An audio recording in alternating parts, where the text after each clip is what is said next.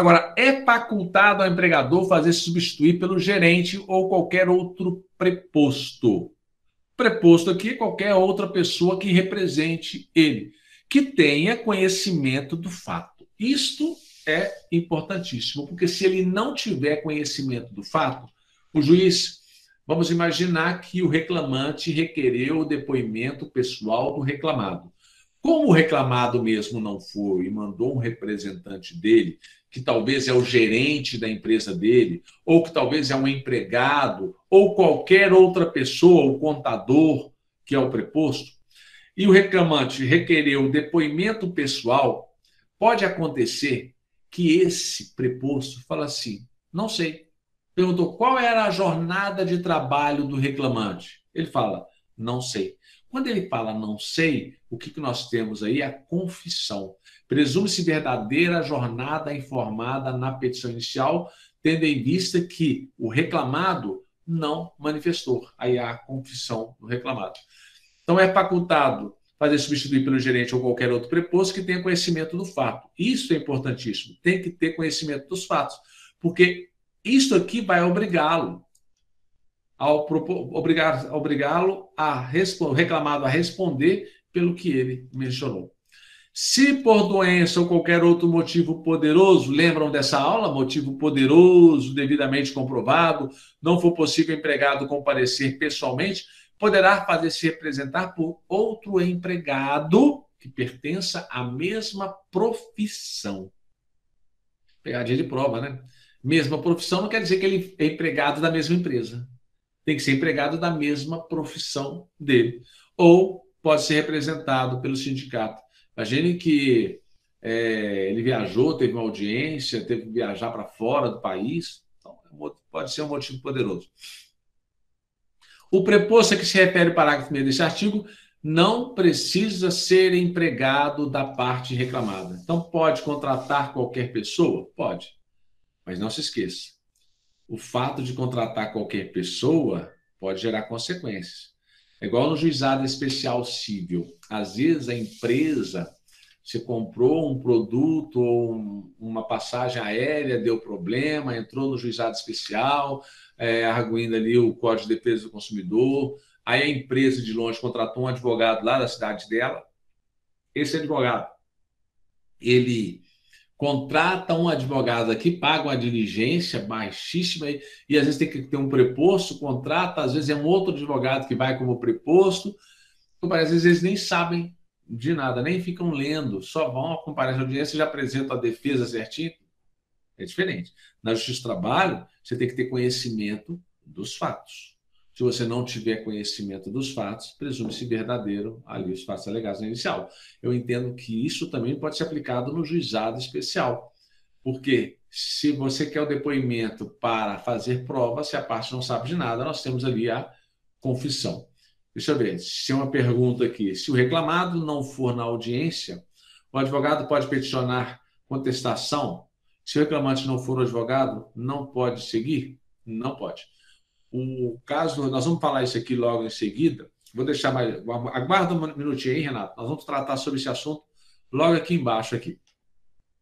Então, temos aqui, ó, o não comparecimento do reclamante à audiência importa no arquivamento da reclamação. Não pode dar prosseguimento. O advogado dele não pode. O reclamante não compareceu, o processo vai ser arquivado. Esse é o primeiro arquivamento. Agora, imagine que o advogado entrou de novo. Segundo arquivamento, nós temos aquela questão da perempção. Lembra da perempção? Quando o reclamante der causa a 2 arquivamentos injustificadamente, haverá perempção. Ele ficará impedido de propor nova ação trabalhista no prazo de 6 meses e ainda ficará responsável pelo pagamento das custas do processo, salvo se for beneficiário da justiça gratuita. É mais ou menos isso que diz o artigo. E o não comparecimento do reclamado importa a revelia, além da confissão, quanto à matéria de fato. Então, não compareceu, tem a revelia, a confissão da matéria de fato. Nós vamos ver logo em seguida, aguenta aí. Ocorrendo motivo relevante, poderá o juiz suspender o julgamento designando nova audiência. Ocorrendo motivo relevante. Imagine, vamos botar a prática no processo judicial eletrônico. Audiência virtual. Audiência virtual. Nós estamos tendo várias audiências virtuais, então marcou a audiência hoje, às 14 horas. O reclamante comparece, o advogado dele está ali, e o reclamado não aparece à audiência. E o advogado do reclamado já tinha concordado com a audiência. Ele não comparece. O juiz vai dar o quê? Revelia e confissão. Só que no outro dia seguinte, o advogado apresenta um documento comprovando que acabou a energia na cidade dele, ou que houve problema com a internet. Isso é um motivo que o juiz pode relevar e designar nova audiência. E presencialmente? Imagine que o reclamante esteja presente, né, o reclamado, ou vice-versa, e teve um acidente na estrada, um caminhão explodiu, pegou fogo, ficou interditado mais de 3 horas. Isso foi publicado no jornal, o advogado junta, o juiz poderá alterar, designar nova audiência nessas situações. Então, são várias hipóteses que nós podemos deparar. Na hipótese de ausência do reclamante, esse será condenado ao pagamento das custas calculadas na forma do artigo 789 desta CLT.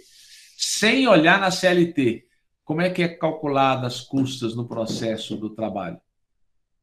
Qual que é o valor das custas no processo do trabalho? Sem olhar na CLT. Vamos lá, coloca aí. Coloca aí no chat.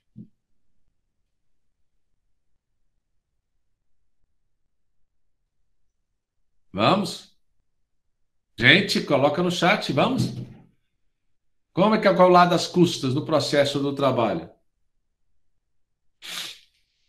Se vocês estão demorando, é porque vocês não lembram.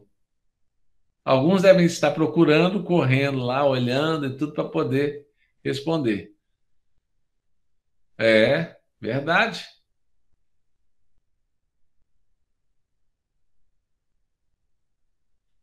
Pela sentença.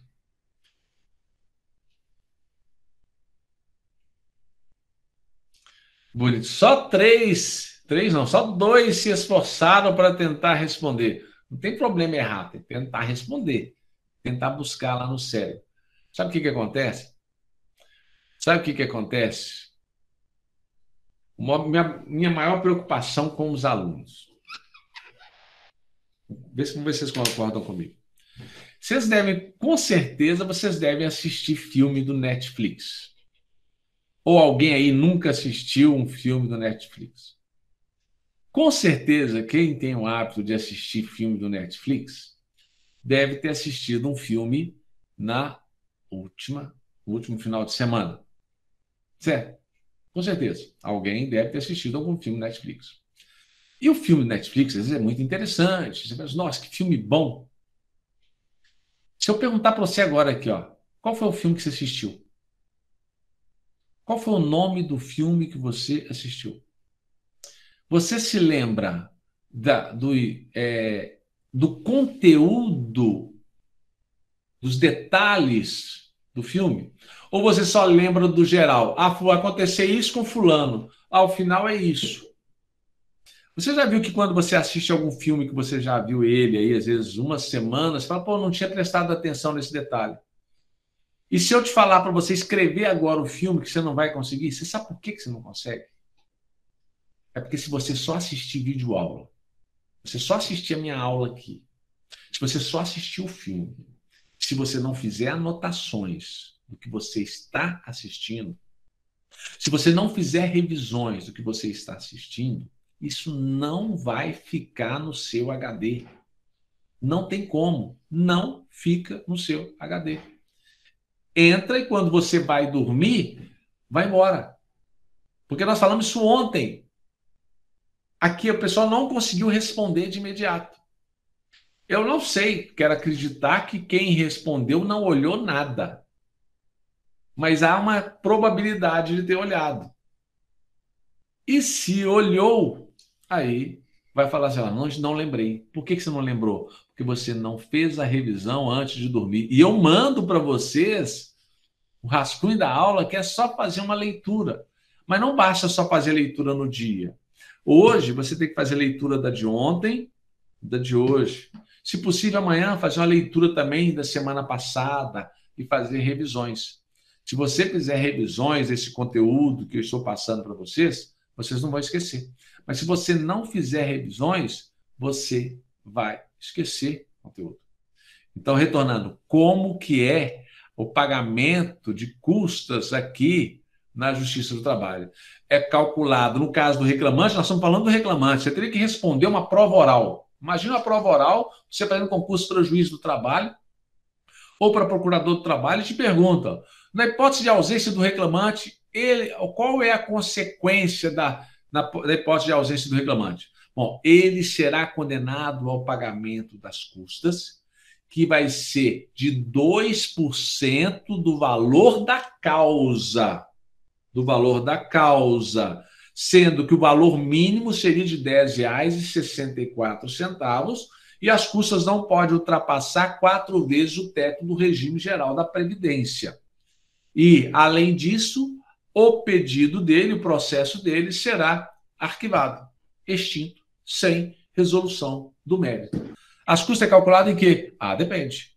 Depende por quê? Depende. Se foi extinto o processo, vai ser no valor da causa.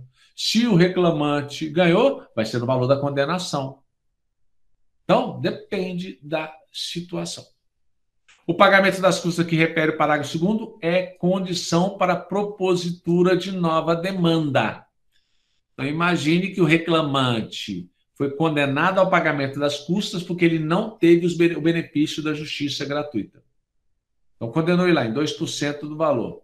Ele pedia 20 mil, 2% de 20 mil, R$400. Para que ele possa entrar novamente com a ação, ele tem que pagar as custas do processo. Aqui, uma observação. A revelia, nós sabemos que é revelia, quando o reclamante não comparece, quando o reclamado não comparece à audiência. Agora, ela não vai produzir efeito havendo pluralidade de reclamados, algum deles contestar a ação.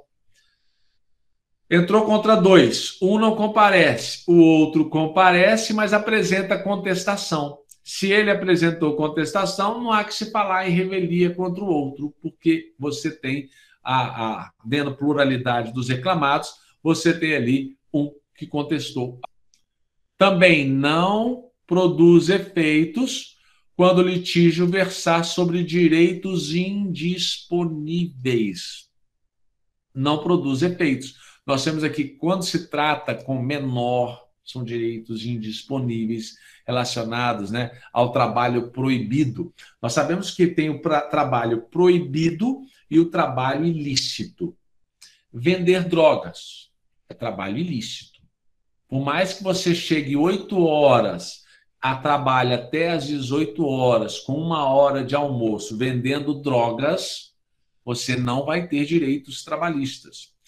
Por mais que você tenha uma motosserra e trabalha para o fazendeiro, cortando madeiras de lei que são proibidas, você chega às 8, 1 hora de almoço, sai às 18 e cortou 50 árvores proibidas. Esse trabalho ilícito, não vai ter direitos trabalhistas. Diferente do trabalho proibido. Trabalho proibido. O fato de um policial militar ter lá no regulamento dele, no estatuto dele, que ele não pode prestar serviços para um empresário, e ele é pego, e ele entra com a ação pedindo as verbas trabalhistas, ele tem direito às verbas trabalhistas, porque é proibido, ele vai responder administrativamente lá na polícia que ele está vinculado, polícia militar, por exemplo. Mas os direitos trabalhistas ele tem direito, porque o trabalho ele é proibido, mas gera direitos trabalhistas. Da mesma forma, é menor. Menor de 14 anos não pode trabalhar, salvo na condição de aprendiz até os 16 anos. O menor está com 13 anos trabalhando em uma fazenda, não pode de forma nenhuma.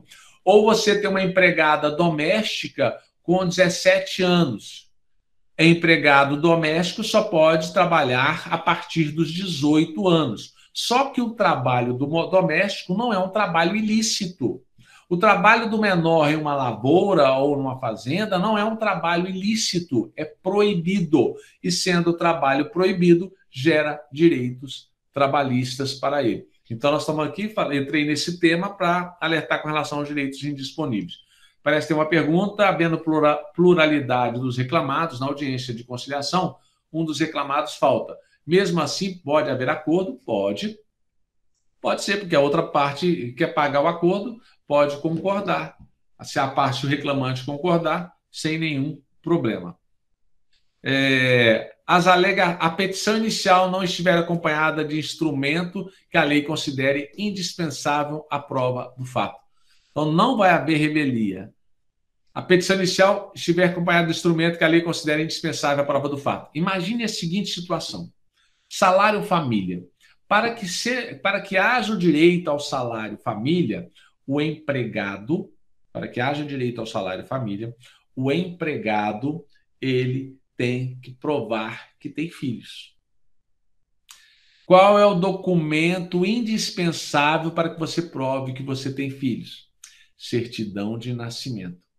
Havendo a certidão de nascimento na petição junto com a petição inicial, se o reclamado não comparecer, revelia, vai ter que ser condenado ao salário família.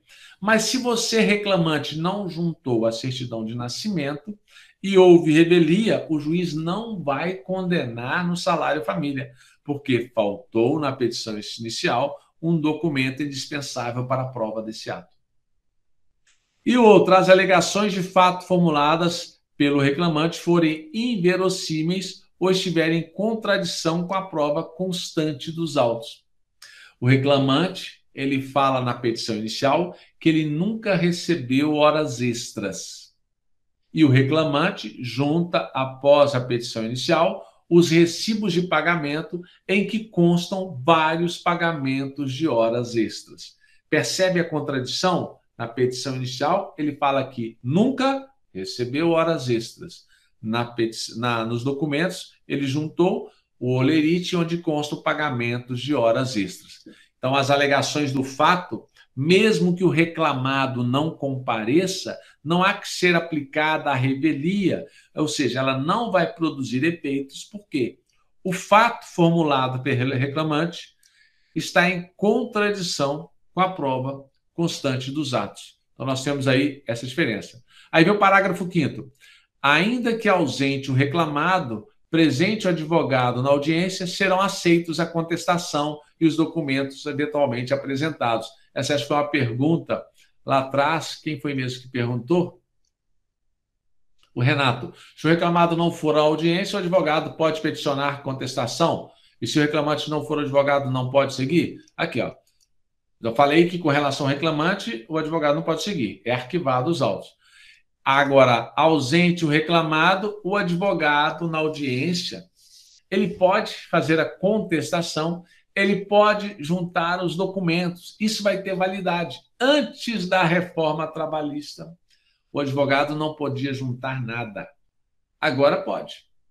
Então, se você tem ali, vamos imaginar que é uma prova basicamente documental.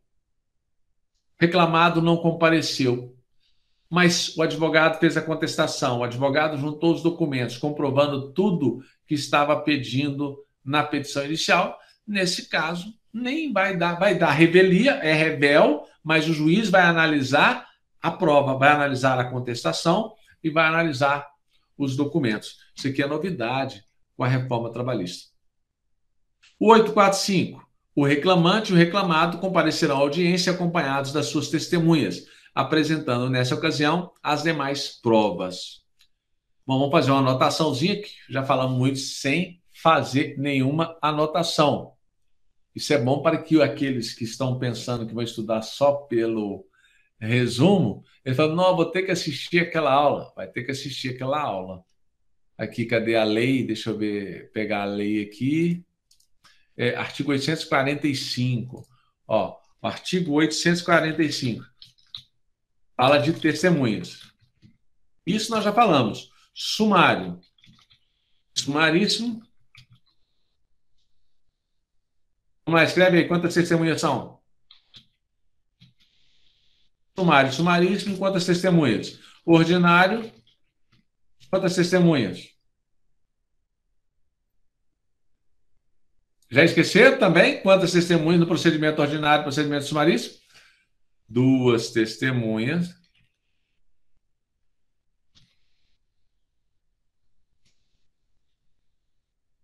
ordinário, 3 testemunhas.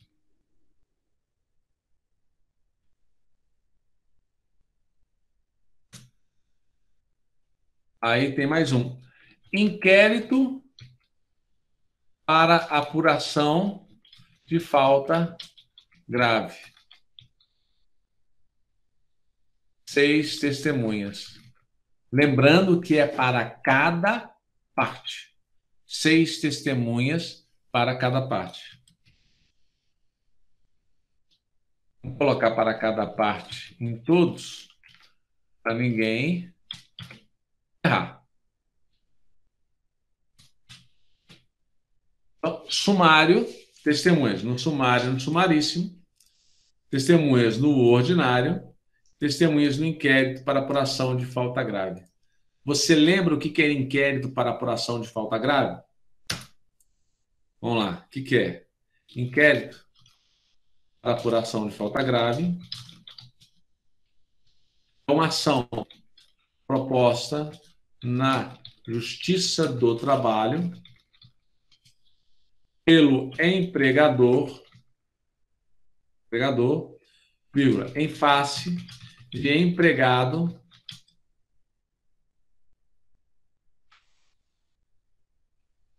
que tenha estabilidade no emprego. Geralmente, que é o dirigente sindical.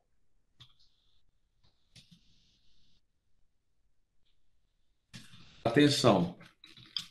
Restante e membros da CIPA, embora tenham estabilidade, não é necessário propor inquérito para apuração de falta grave para dispensá-lo por justa causa. Aqui, então, o inquérito para falta grave é uma ação proposta na Justiça do Trabalho pelo empregador em face de empregado que tem estabilidade no emprego, dirigente sindical, para poder dispensá-lo por justa causa. O inquérito para apuração de falta grave dirigente sindical. Você, para não errar uma questão, não sei quem é que pode, todo aquele empregado que foi eleito para ser dirigente sindical, ele tem estabilidade no emprego. Ele e o suplente dele. O membro da CIPA também tem estabilidade, mas foge dessa, uma exceção, foge dessa regra. Se esse dirigente sindical comete um crime gravíssimo dentro do local de trabalho, o empregador deve suspendê-lo no prazo de 30 dias e, nesse prazo, propor um inquérito para apuração de falta grave contra esse empregado para que o juiz chancele a dispensa por justa causa. Se o empregador não fizer isso, ele será condenado a pagar caso mande embora esse empregado sem esse procedimento. Então, nós temos aqui essas observações, aqui do 845, com relação a testemunhas.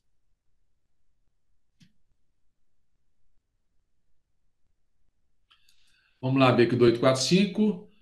846, aberta a audiência, o juiz ou presidente proporá a conciliação. Aqui nós já falamos que tem a questão da tentativa de conciliação que deve propor. Abre audiência, deve propor a conciliação.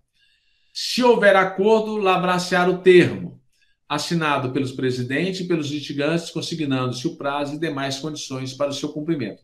No processo judicial eletrônico, ninguém mais assina nada. No processo judicial eletrônico, o juiz certifica que as partes estão presentes e não há necessidade de assinar, consta que o advogado está presente com o reclamante, advogado reclamado presente com o reclamado. Desacordo, ninguém assina. O juiz tem fé pública, as partes estavam presentes ali, então isso aí para de tumultuar as audiências. Se houver acordo, então, entre as condições a que se refere o parágrafo anterior, poderá ser estabelecida de ficar a parte que não cumprir o acordo obrigada a satisfazer integralmente o pedido ou a pagar uma indenização convencionada sem prejuízo do cumprimento do acordo. Na Justiça do Trabalho, o acordo, né? Que acordo não cumprido gera multa de 50% do valor não cumprido. E a antecipação das parcelas que estão por vir. O juiz antecipa aquelas que não foram pagas, calcula-se uma multa de 50% e já vai para a execução.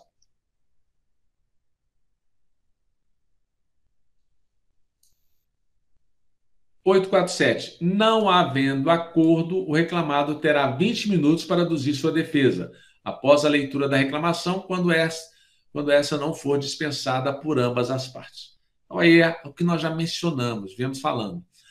A parte poderá apresentar a defesa escrita pelo sistema de processo judicial eletrônico até a audiência. O processo judicial se apresenta em tese 1 hora antes, parece ter uma resolução falando isso, você vai juntar 1 hora antes. Mas se não deu tempo de juntar, faz oral. Qual o prazo? 20 minutos. 848, na audiência, terminada a defesa, ser iniciada a instrução do processo, podendo o presidente, ex officio ou requerimento de qualquer juiz temporário, interrogar os litigantes. Fim do interrogatório, poderá qualquer dos litigantes retirar-se, prosseguindo a instrução com o seu representante. Serão seguir ouvidas as testemunhas, os peritos e os técnicos, se houver. Então, vamos lá. Isso aqui é interessante a gente colocar, porque existe a diferença com o processo civil. Vou até ver se eu consigo localizar aqui no processo civil para vocês. Que se para a prova da OAB pode cair. Artigo, esqueci de colocar aqui o artigo 848. Artigo 848 da CLT. Então, o que acontece? Ordem. Qual é a ordem?